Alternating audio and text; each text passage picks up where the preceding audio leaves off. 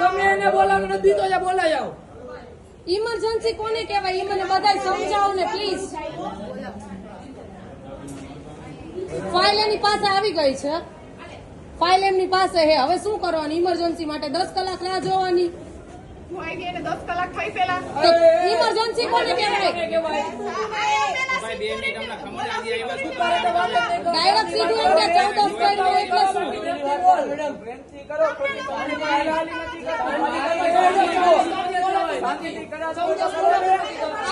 એને મગજમાં લાગ્યું હે, મગજમાં ખબર પડે. ડાયરેક્ટ મેડમ તમે એમ બોલો 14 કરવા. 14 શબ્દ બોલ્યા.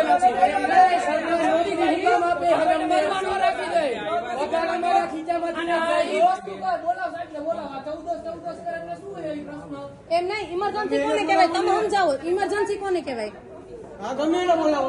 ઇમરજન્સી કોને કહેવાય? તમે કોક જવાબ દો, જેને ખબર હોય જવાબ દો. શું બોલી તું? શું બોલી તું? મોડું થાય એમ બોલતો, એકવાર બોલતો. હજી તું અહીંથી નહીં, તું હું બોલી?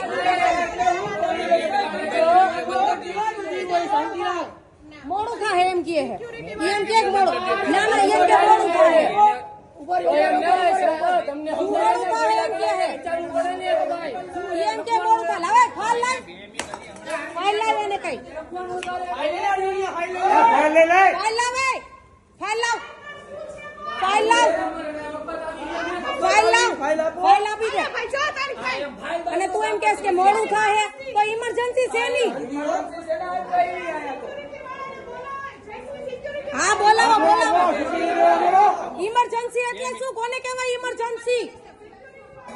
ઇમરજન્સી કોને કહેવાય મેડમ? સમજાવો. અરે તારી યાર હું વાત ન કરું, આ તો મારો ભાઈ છે એટલે તને હડકાવું નહીં. હું ઇમરજન્સી કોને કહેવાય? આ રાજકોટ સિવિલ હોસ્પિટલ હે, ઇમરજન્સી કોને કહેવાય? તું સમજાવ મને. હાલ તું મને સમજાવ, ઇમરજન્સી કોને કહેવાય?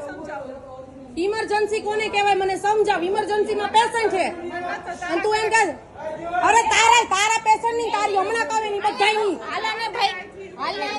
તારા હમણાં કાવે ના તારા પેશન્ટ ની એમ કે તારા પેશન્ટ એમ કે તું મફતમાં નથી રહેતી હો, તને પગાર મળે છે.